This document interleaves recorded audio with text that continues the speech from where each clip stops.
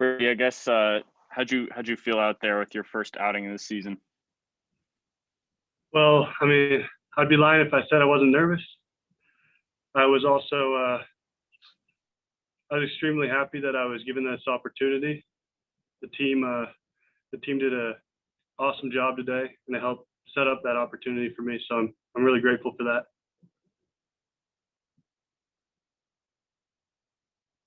All right, go ahead, Carlos.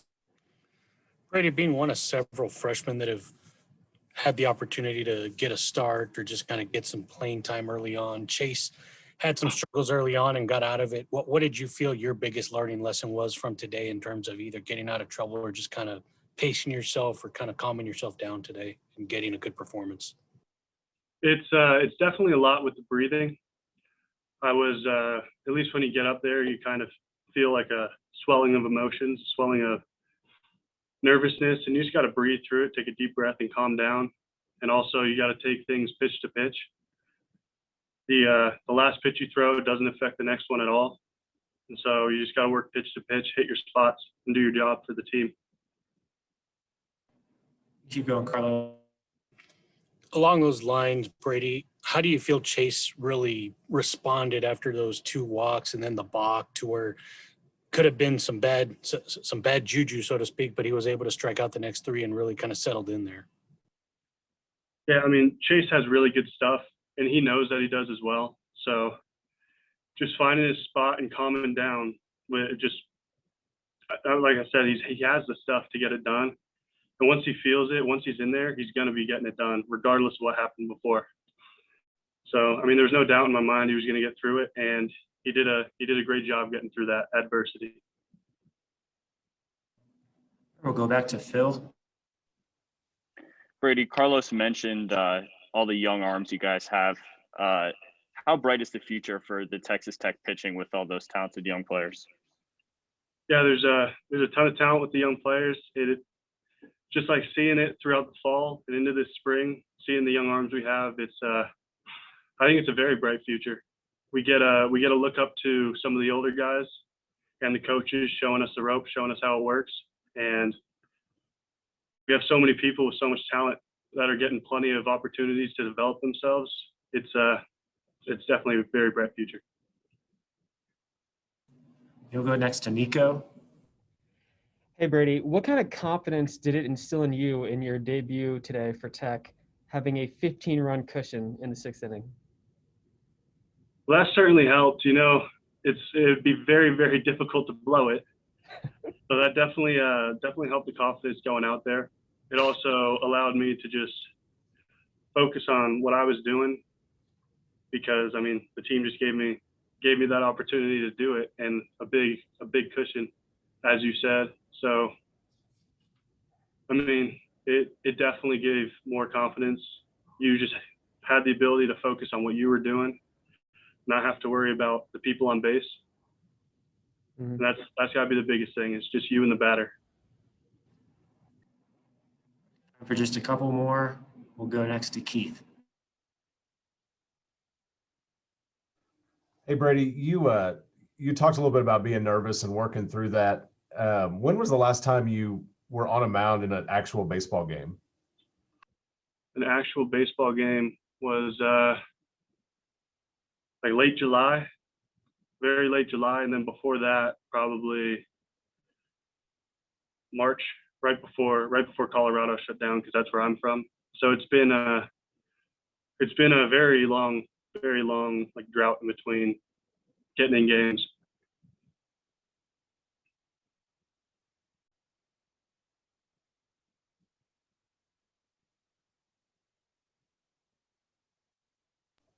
Could I do a follow-up there, Ty?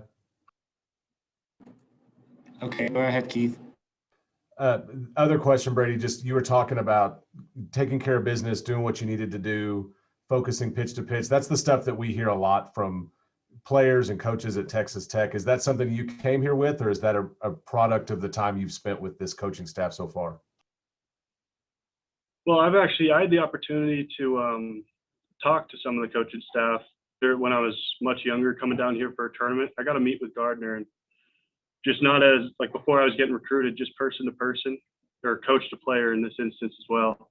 He kind of instilled that idea on me, and I've also had tremendous help from sports psychologists and just high school coaches and all that to like instill that value onto me. Although it's very much brought up here often. It's a big focus with the pitching program here. All right. Do we have anything else for Brady? Let's go ahead. Brady, one last question. Obviously, with you guys on this roll now, what's the approach with the challenge of what this weekend will be when you guys go to Houston now? Well, everybody, all the players individually, especially the older guys, know what their jobs are, and they're very good at doing it. So we also know that with this momentum, we still have to absolutely prove ourselves to like the rest of the division, show how good of a team that we are against other competition. We got to keep this going. I believe everybody's mentally prepared for what's coming this weekend. Okay, that'll do it for Brady. Thank you, Brady. Thank you. Thanks, Brady. We'll be right back with Coach Tadlock.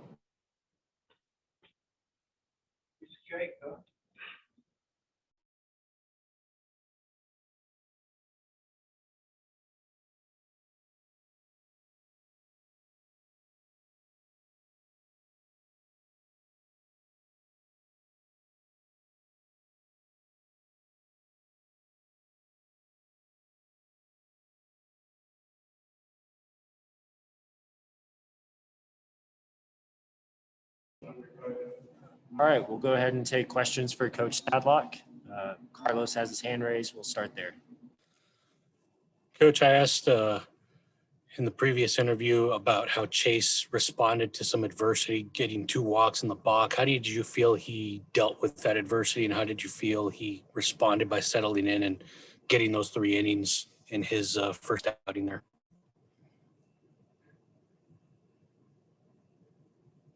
Hey, Coach, I think you're on mute. There you go.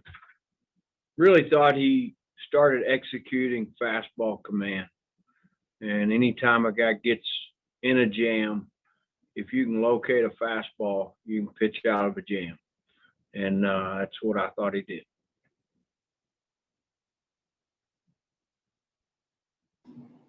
Okay, go ahead, Phil. Coach, both of Jace's home runs went to left center field. How rare is it to see someone with that kind of opposite field power? He's definitely probably the one, in our lineup that's left-handed that can miss hit a ball and it goes out of the ballpark. And so, is it rare? Absolutely, it's rare. And it's also rare to have that kind of power and have pitch recognition, strike zone awareness, aggression, all those things. He's going to be a kid that's fun to watch for sure. We'll go next to Keith. Coach, you've gotten 8 or 9 freshmen some time, here this season so far, and especially over the last 5 games here at home. How important is that for you as you go forward, especially into a little tougher competition on the road? Yeah, the more those guys can help us, the better we'll be. And there's not a guy we rolled out there today that we didn't think could pitch on this weekend for us. And, just like looking at Brady, that's his first time on the mound in a college game. As you can see, it's got it's got a good clean arm action, and but it's a lot coming at you from a tall guy, and it's got some angle, and I'm excited about watching these guys find their rhythm and find some timing, and settle in and start executing pitches, and also playing swinging the bat. I've got a question from David Collier.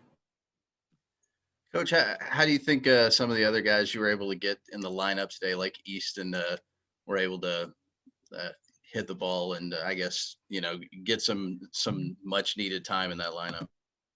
Yeah, really good to see Easton put together some good at bats over the last couple of days. I don't know how many he had. He probably had a total of 5. Maybe had 1 punch out in there out of the 5 against one of those guys today. And I thought Masters put together some good at bats, even though he didn't have a whole lot to show for it. Parker Kelly came in, swung the bat fine. Those 2 left-handed bats, we're going to need those guys to get going. And when you start facing good right-handed pitching, and that's going to be a big key for us. David, if you have a follow-up, go ahead. Yeah, Coach, do you have an update on Braxton? Is he just getting some rest? I mean, you're certainly not lacking with the other 2 guys at the plate and behind the plate, but is there an issue with Braxton? No, we really just decided to give him a couple of days. I mean, he's liable to catch 2 of the 3 this weekend, if not 3. We'll go next to Carlos. Speaking of this weekend, Coach, with this role that y'all are on and being able to improve these last couple games, what's the challenge now as you go to Houston and you face some good competition as you have so far? Yeah, I mean, really the first thing would be is neutral site. And obviously you're going to get everybody's best shot that's going down there. The challenge lies within the same thing that, every day playing baseball. It's round bat, round ball. Got to execute pitches, got to play defense, got to run the bases. And these guys are just now kind of getting their feet on the ground from a standpoint of playing. I mean, that's 8 games. I want to say we've played 8 games and over a couple weeks. And it seems like guys are starting to see the ball better. Follow up, Carlos, go ahead. Last one for me, Coach. You already mentioned the 8 games played, guys kind of getting that experience on the field now. But do you kind of feel after that first weekend where guys kind of realize, okay, we have to be ready to play now? And do you kind of feel like that is the type of mentality that they've taken these last 5 games where you've gone on this role now? And maybe I would say, I mean, they knew they needed to be ready to play opening weekend. We just weren't real good at executing. And, those just kind of the way baseball is. And didn't execute at certain points in those games. And these guys have been really good throughout this whole year about showing up and practicing with some intent and working on specific things. And I think they'll continue to do that. Maybe time for just a couple more. We'll go to Keith. Coach, every year you kind of characterize teams a little bit differently, and it's relationships on the team, it's cohesiveness. And this year you've mentioned a couple times about their work ethic and intentionality. Is that kind of what's defining them right now? Right now, I think you're going to have to let that play out. I think it's too early to say what really is going to define them. I do think there's a lot of room for improvement with this group. And I do think, and what I mean by that is I don't think any of them have played at the level they want to play at. Offensively, defensively, pitching, base running. But I do think they strive to play at a high level. And so I think it'll be fun to watch them, come as we go this year. Finish up with one more from Keith. Just curious what the rotation we can look for this weekend is, Coach. I like your background, by the way. It looks good. I'm just trying to, keep the dream alive that I'll be there. Very cool. Let's get all those people in the stands. Right, we need Gio and Kirby on these press conferences, I think. There you go. We're going the same way we went last weekend. We'll go ahead and finish with David. That was actually going to be my question, but I guess any chance that Micah gets any work out of the bullpen, or is he probably going to be right now a guy that gets to start in the midweek? His side day would be Saturday. So he'd be available for an inning Saturday.